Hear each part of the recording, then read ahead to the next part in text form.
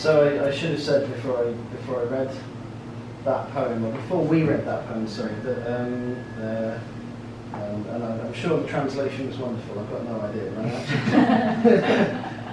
But I should have said the Eden Project is it's very famous in England. It won't mean anything to you here, right? And it's in Cornwall, which is in the very southwest of England.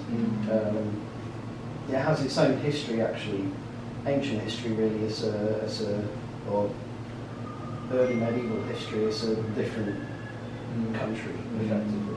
But in Cornwall, there are lots of clay pits where they dug clay, and tin mines as well. And one of these big clay pits is now like a big valley, and they've built these greenhouses, these sort of geodesic domes in the valley, and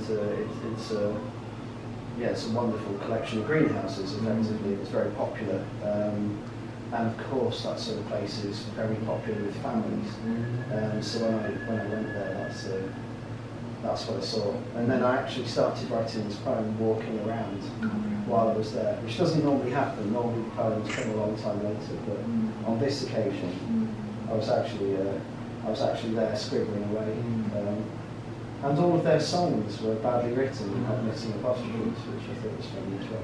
But anyway, so yeah. How do the families there look like? Sorry? How do they look like? The family members there, the houses, are they different? In Cornwall? Yes. Particularly. While you're looking at them, just staring at them, just writing well, this poem is set in the Eden Project itself. So there's a visitor centre and there's a cafe there. Okay. So this is set there. But I mean, Cornwall looks like. I mean, the landscape's wonderful. Yeah.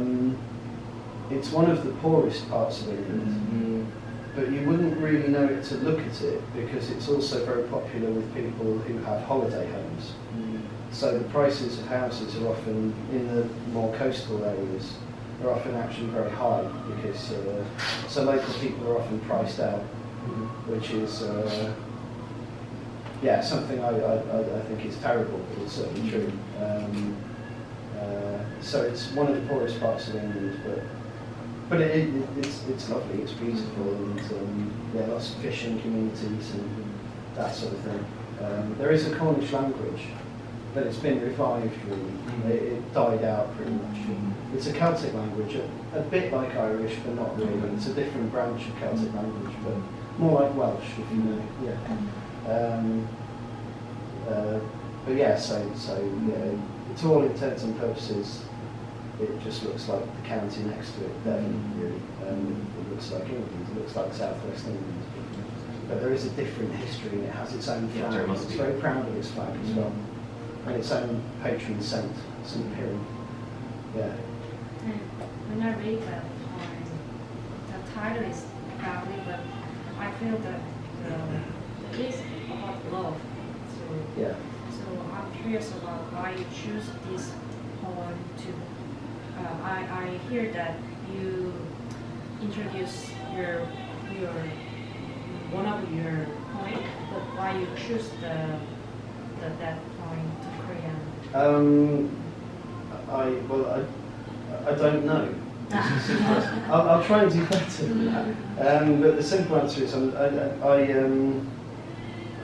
normally when I give a reading, for example, I don't think too much about exactly, unless there's a theme, But I generally, if I'm left to choose, I choose what I fancy reading at that time, and I have my own favourites, and I know which ones. Some are more likely to work well when read aloud, and others less so. They're a bit more maybe complex in some ways, linguistically or whatever, and they might be better if you read them yourself. But I tend to, beyond those considerations, I tend to just go with my gut feeling, And so when I submitted these poems to Sunyan, I think I just wanted to show a bit of a range, really. But this poem, is quite important to me, and when I wrote it, I was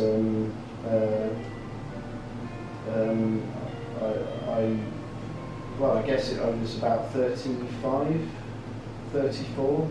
I'm 39 now. Mm-hmm. And you know, I'd spent all of my time thinking, you know, I'll worry about whether I'm ever going to think about having children or something later. I'm too young. And when you're 34, you're definitely not too young anymore, are you? So I was really having those thoughts, and probably thinking I didn't really want to particularly, but knowing what that might mean to my mum particularly. And it's something ineffable. It's not something she's ever going to say to me, Rory, I wish you would have children, you know, so I can have a grandchild. She would never say that, but I know that's of course that's a fact, you know. I know it would mean a lot. So it was really me meditating on those thoughts. And the title, Family, I think a title is like the first reading of a poem. You read the title and you have an expectation, you can't help it, of course, that's why there's a title there, right? So I think sometimes you can, that American expression is to throw a curveball, right? But sometimes you can do that with a title, or have a red herring for a title, something that, you know, it really the poem isn't about, and then it makes a palimpsest, like one layer over another. There's the impression that you thought it was going to be, and then there's the thing it is, which is something different. So it's like a lens.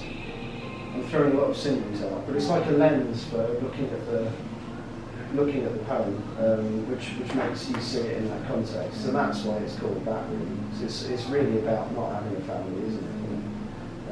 While looking at them. Yeah.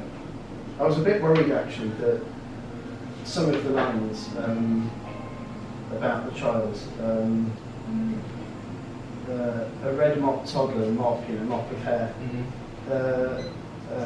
Snaps her Looney Tunes spork across the high chair tabletop and stubs her stub of hand, setting off the usual siren of anguish. Part of me thought maybe that sounds too sneering, you know? Like, I like children, I really do, and it sounds like a bit of a sneer, but really I suppose what I'm trying to do there, of course, is evoke the way that one, or certainly I, sometimes just can't help feeling. You're in a quiet cafe, things are nice, and a child comes in and starts going, and you know, you can't help thinking, I wish you would just shut up. You know? But you never say that, and you might fully accept, you should fully accept that, you know, you were that baby once, right? But so I was trying to evoke that without actually trying to sound like I hate kids, you know, because I don't. And the word progeny, which just sounds a bit distant, it's quite formal. No one would say, you know, hey, you've got two lovely progeny. You know, they just never say that, but I wanted it to sound a bit formal and distancing, you know, stay away from me, that sort of thing.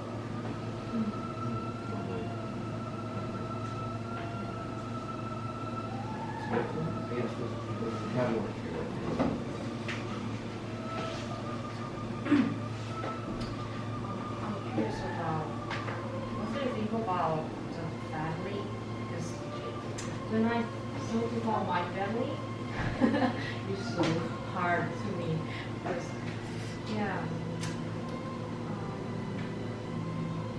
I want to be an artist, but my parents don't like that, so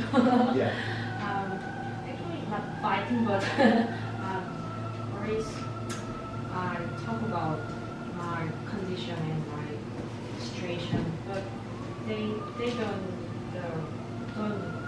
think about that. But you should go to company, and the next is the marriage, and you know. But in Korea, you see it's very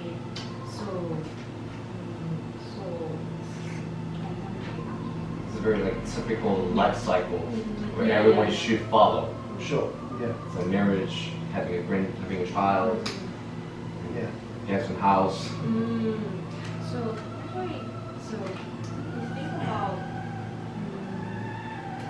Korean is very worried about that, but like me, like I want to be something good. Just let me know if this is correctly. Yeah. So when I read that poem, so I thought about family like in Korea. So yeah. So I think you choose that poem because yeah. So curious, what do you think about family? That's my question. Well, I was reading. I'm trying to think what it was now. It might have just been in one of the Oxford University Press introduction books about Korea, which are quite good, these little pocket-sized books, a while ago. That the birth rate has really dropped in Korea, right, down to something like 1.4 babies per woman or something. And on some level, this might be almost like a tacit, woe betide me to speak about Korean life